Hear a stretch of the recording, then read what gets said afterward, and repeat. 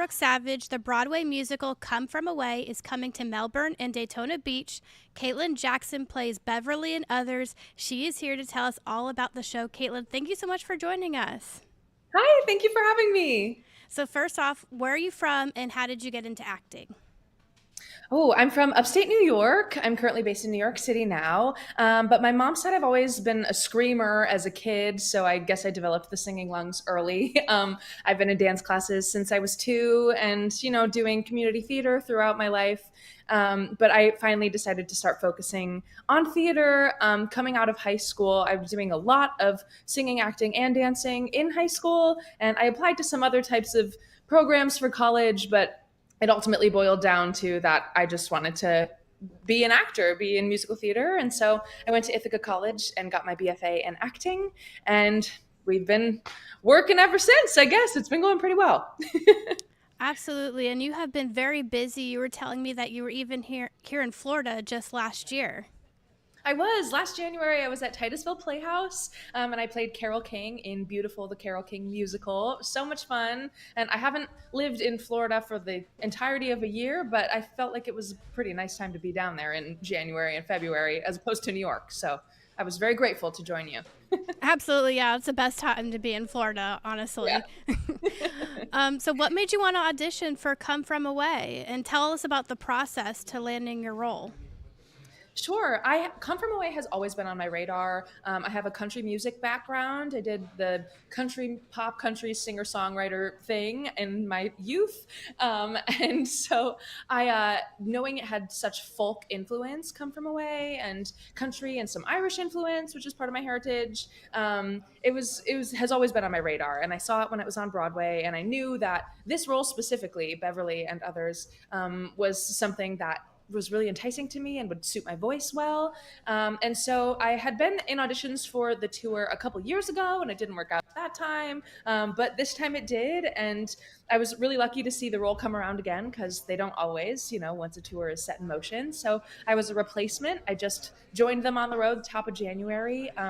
My audition process was entirely virtual, which was something that kind of happened coming out of COVID, but it's getting more rare as we continue to move forward from that time. So I was very grateful that it was all virtual because I was working on other contracts at the time and wasn't in New York to complete those auditions. So very grateful for that. And here I am now.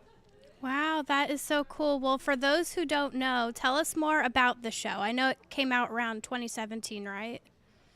Yes, it's been open for quite a few years. It opened pre-COVID on Broadway, and then obviously the shutdown happened, and it reopened on Broadway briefly. And then there's been 2 rounds of the tour happening now. So we're the second national, and it is a beautiful show. The quick way to sell it is it's about 9/11, but it's so much not about 9/11. It is about the events that occurred when that tragedy was happening, but it is set in a community in Newfoundland, Canada, in Gander and surrounding areas. And it's just about how when the airspace was closed and all of these planes had to be redirected, there were 38 planes that showed up in this little town called Gander in Newfoundland. And it basically doubled the population of the town that was there. And so it's just about how the community comes together to accommodate all of these strangers being thrust upon them. And it's really just a beautiful story of generosity and kindness and unity in a time that is so divisive and scary. Wow, you know what? Honestly, when I heard about what this show is about, I never thought about all the other things that happened surrounding the event. Right. Right. It's so interesting because Tom Brokaw actually did do a documentary about this instance, and that is referenced in the show, which is cute. But it was something that doesn't get talked about so often because obviously 9/11 was a horrific event, and there's so much to cover in New York and in the United States. But Canada really had to, help a lot of Americans and people from around the world who were just coming into the United States at that time or trying to leave. And so there really was, it's helpful to remember that sometimes good can come out of bad things, especially in today's climate. And this is one of those instances where something really beautiful came out of something tragic. Absolutely. And before you mentioned how you play Beverly and others, can you explain that a little bit more to me? Because you said you guys play several characters. Yeah, everyone in the cast plays multiple characters, which is super rare. A lot of times, in a traditional musical, there's, your leads, your principals, and then your ensemble members. And with Come From Away, it is a 12-person ensemble, but we are all principals, and they cover all sorts of different plot lines and storylines, and they're all interconnected, and it's really beautiful.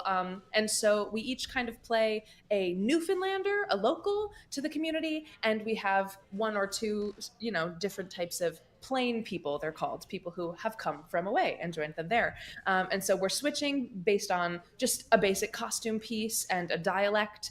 And we hope that the audience comes along with us and just clocks in that we could be a different person at any moment.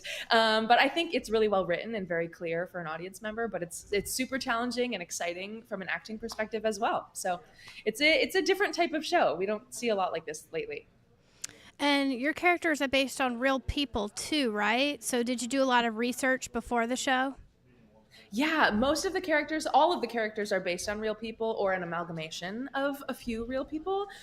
In my instance, one of my primary characters is Beverly Bass, and I actually got to meet her during my rehearsal process, which was so crazy. And I think she might be at the show in Melbourne. I'm not sure. Wow. But she is so wonderful, and it was really cool getting to have a conversation with her and just ask, it was before I had begun performing the role, so I got to ask her, what would you like me to do as you? What do you want me to know before I start to play you? So it was really awesome to get to have that conversation and get that insider knowledge, which is super rare. I mean, there's a biopic musical all over the place now where you're playing some celebrity, and you have to do all your research on the internet or based on interviews. But I actually got to speak with her, and that is something I probably will never experience again. Wow, that is so incredible. So since you, Yeah. talked about Beverly and how you also play other characters, how do you get into your character's headspace during the show?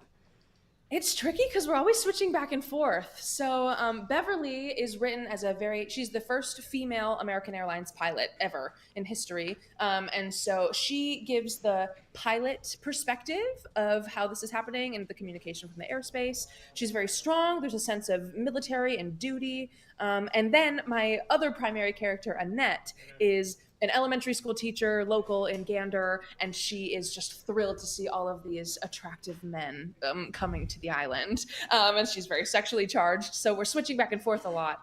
And honestly, the costume pieces are really helpful. I have a specific vest that I wear as Annette, and then my pilot's blazer that I wear as Beverly. And just those physical, tangible pieces help you just remember, okay, this is who I am now. This is how she feels. This is how she walks. And this is how she sounds because the dialect is changing with each of those characters as well. So I owe a lot of my brain organization to the physical costume pieces, which is a very helpful thing to have.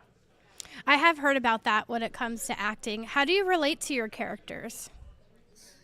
Well, I love Beverly because she just brings this sense of female power. I'm so pro woman. I just love that. And I love the authority she gets to command. She has the highest authority as opposed to maybe the Gander mayor in the show. So it's cool getting to carry that weight.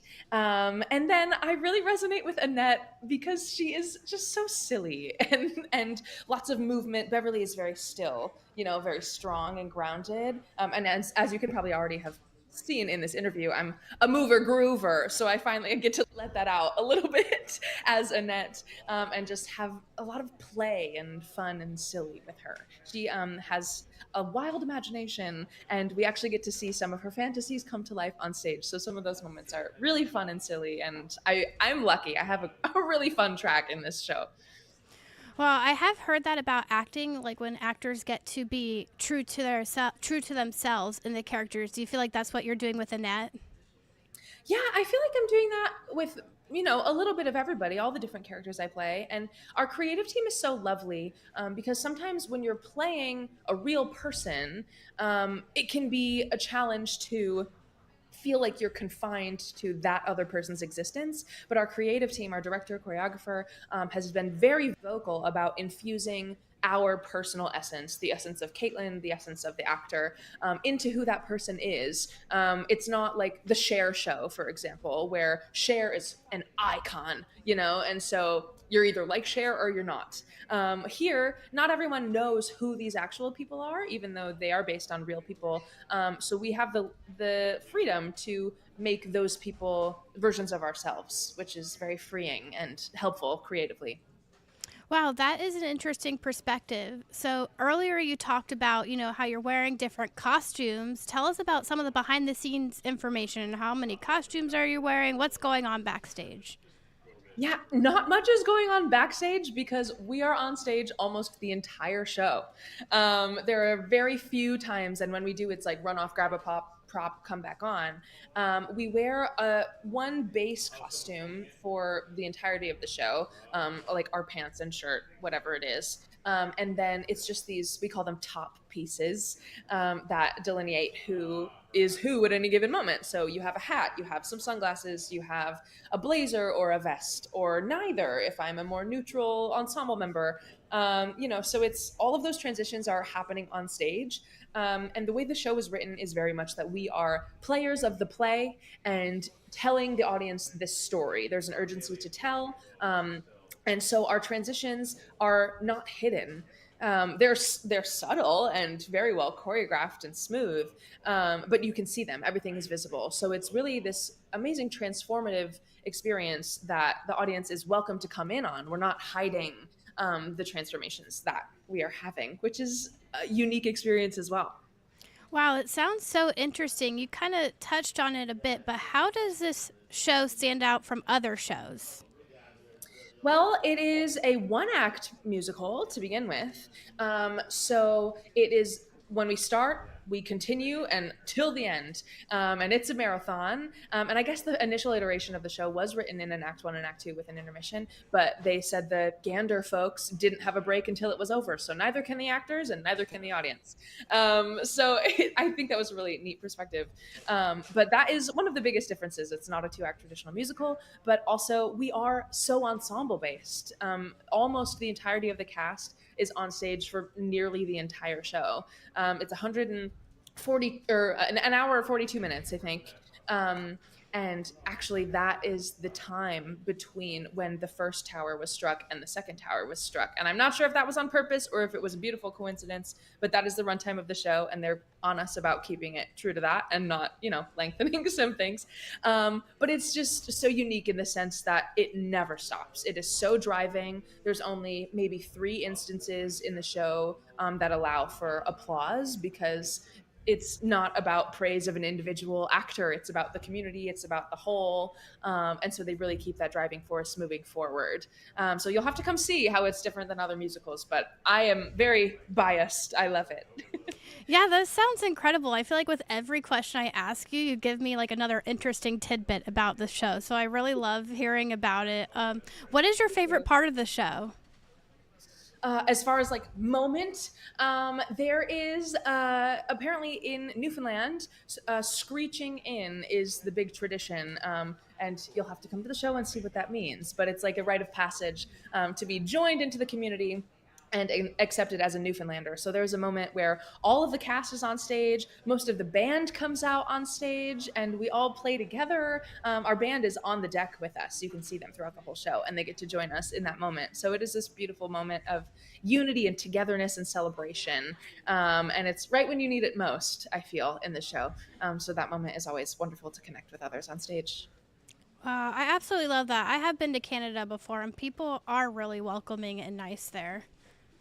Yeah, I guess folks were saying when I was talking to some of our creative team, when the musical was in its conception, the Newfoundlanders that they were writing about were like, I don't understand why are you writing a musical about us? We just did what any person should have done in this situation. Like they don't see that they did anything special with their intense generosity and literally opening up their homes to strangers, and they just like don't understand why that was this spectacular thing, and that's just what people should do. And so we actually end this leg of the tour in Canada, not in Newfoundland, but in Eastern Canada. So pretty close.